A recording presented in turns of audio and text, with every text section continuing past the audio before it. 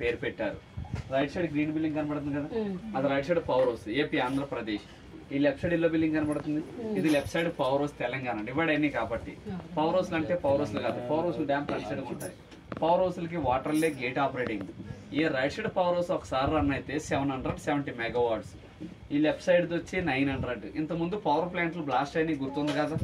ఈ left side మనకి water వచ్చి సైడ్ గానే 16 కిలోమీటర్స్ బయలుదేరితే అక్క మహాదేవి కేవ్స్ విన్నారు కదా. సుమారు 800 సంవత్సరాలు పైబడి జరిగిన కథ అండి ఇది. అక్కడ 1,00,000 సంవత్సరాలు ఏర్పడ్డ కేవ్స్ ఒకటి ఉందండి పురాణవస్తులు చెప్పిన లెక్కల ప్రకారంగా. అక్క మహాదేవిది కర్ణాటక. మల్లికార్జున స్వామి ఒక స్వరూపాన్ని చూసి పెళ్ళంటూ చేసుకుంటే ఆ మల్లికార్జున స్వామినే పెళ్లి చేసుకోవాలని వీరశైలి మతస్థురాలు. ఒంటి మీద నూలు పోగు లేకుండా ఇక్కడ మల్లికార్జున స్వామి దర్శనానికి వచ్చిందండి ఆమె.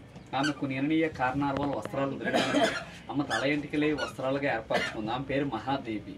అందరూ అక్క అక్కండ వల్ల అక్క మహాదేవిని పిలువబడుతుంది. అక్క మహాదేవి ఇక్కడ మల్లికార్జున స్వామి దర్శించి 1,00,000 సంవత్సరాలు ఏర్పడ్డ కేవ్స్ లోపలికి వెళ్ళి దాదాపు 12 సంవత్సరాలు తపస్సు చేసింది. ఆమె తపస్సుకు ప్రతిరూపంగా శ్రీ భ్రమరాంబ మల్లికార్జున స్వామి ప్రత్యక్షమై ఒక స్వయంభూ శివలింగాన్ని నిలిపించారు కేవ్స్ లోపల. మన శ్రీశైలంలో ఉన్నది జ్యోతిర్లింగం అంటాం, అదేమో స్వయంభూలింగం. మన శ్రీశైలంలో లింగానికి 1000 రూపాయలు పెట్టి మనం అభిషేకాలు చేస్తాం, లేదంటే పూజారులు చేస్తారు. ఆ కేవ్స్ లోపల ఉన్న లింగానికి న్యాచురల్గా అభిషేకం జరుగుతూనే ఉంటుంది. అక్కడ 365 రోజులు అభిషేకం పడుతూనే ఉంటుంది.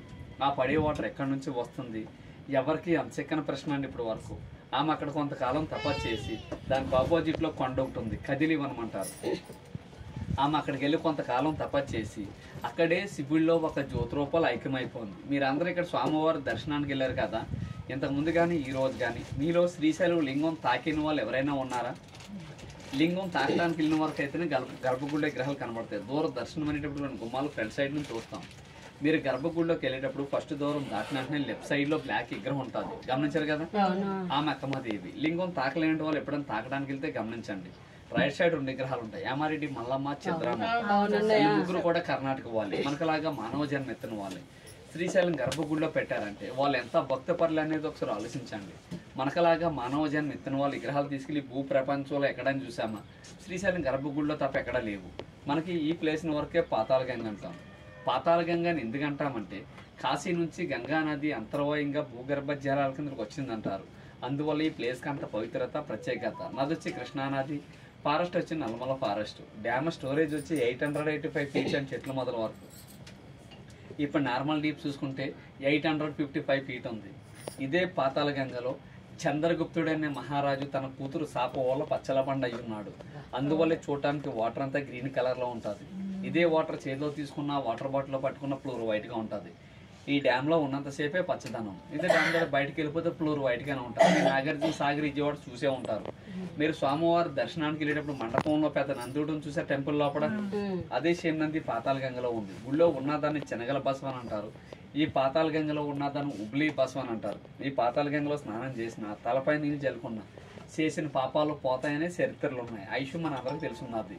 మనం శ్రీశైలం వస్తాం, ఎన్నో 100,000 ఖర్చు పెట్టుకుని శ్రీశైలం వస్తాం, స్వామివారి దర్శనం చేసుకుంటాం, లడ్డు ప్రసాదాలు, స్నానాలు, వీలుగా ఉంటే ఇట్లా బోటింగ్ చేసుకుంటాం, వెళ్ళిపోతుంటాం. మనం శ్రీశైలం వచ్చినందుకే అంత ఖర్చు పెట్టుకుని వచ్చిన అందువేలో సాక్షి గణపతి గుడి ఉంది. కంపల్సరీ శ్రీశైలం వచ్చేటప్పుడైతే కానీ వెళ్ళేటప్పుడైతే కానీ మన గోత్రనామా చెప్పుకుండా సాక్షి గణపతిని దర్శించుకోవాలంటండి. ఎందుకంటారేమో కైలాసంలో తన తండ్రి ఎదురుగుండా శివుడి ఎదురుగుండా సాక్ష్యం పలుకుతాడనమాట. ఎవరెవరు శ్రీశైలం వచ్చారు, ఎవరు శ్రీశైలం రాలేదనేది. త్రేతాయుగంలోని శ్రీరామచంద్ర ప్రభు స్వామివారిని దర్శించి ఆ సాక్షి గణపతిని సందర్శించినట్టు చరిత్రలు ఉన్నాయి. అందువల్ల సాక్షి గణపతిని పిలువబడుతుంది. మన శ్రీశైలంలో చూడవలసిన ప్రదేశాలు, మన బోటింగ్ ప్లేస్ లో కొండపైన గోపురం కనబడుతుంది, అది ఛత్రపతి శివాజీ మ్యూజియం. అమ్మవారి టెంపుల్ బ్యాక్ సైడ్ ఉంటుంది. శివాజీ చరిత్ర అంతా దాంట్లోనే ఉంటుంది. దాని కిలోమీటర్ దూరంలో యామారెడ్డి, మల్లమ్మ, కన్నీరు ఆశ్రమం ఉంటుంది. చెక్ పోస్ట్ దాటిన తర్వాత సాక్షి గణపతి, పాలధార, పంచదార, అడ్డికేశ్వరం, శిఖరేశ్వరం. శ్రీశైలం నుంచి 22 కిలోమీటర్ లాంగ్ జర్నీ చూసుకుంటే ఇష్టకామేశ్వరి టెంపుల్ విన్నారు కదా. ఓన్లీ జీపులు మాత్రమే నడుస్తాను, వేరే వెహికల్ వెళ్ళాలి. ఒక మనిషికి 1000 రూపాయలు తీసుకుంటారు. శిఖరం కానీ 2 కిలోమీటర్ల ముందుకెళ్తే లెఫ్ట్ సైడ్ లో ఉంటుంది దారది. మన భారతదేశం మీద ఎక్కడా లేదండి ఇష్టకామేశ్వరి టెంపుల్, ఓన్లీ శ్రీశైలం ఒకచోట ఉంది. అక్కడ విషయం ఏంటంటే మన నుదుటికి బొట్టు పెట్టుకుంటే మన నుదుటి స్పర్శ ఎంత మెత్తగా తగులుతుందో అమ్మవారి విగ్రహానికి రాతికి బొట్టు పెడితే అంతే మెత్తగా తగులుతుంది. ఒక రాతికి మనకలాగా స్పర్శ తగులుతుందంటే ఎంత పవిత్రమైన ప్లేస్ అనేది ఒకసారి ఆలోచించండి. ఇక్కడ విషయాలు అయితే ఇయ్యానండి. నేనైతే గైడ్ని అయితే కాదు, బోట్ డ్రైవర్ని. ఏదో జీతాలు తక్కువ వల్ల గైడింగ్ చెప్పుకుంటున్నాం. మా గైడింగ్ మీకు నచ్చితే మీరు సంతోషంగా ఏమైనా ట్రిప్ ఇస్తే తీసుకుంటాం. Okay sir, thank you.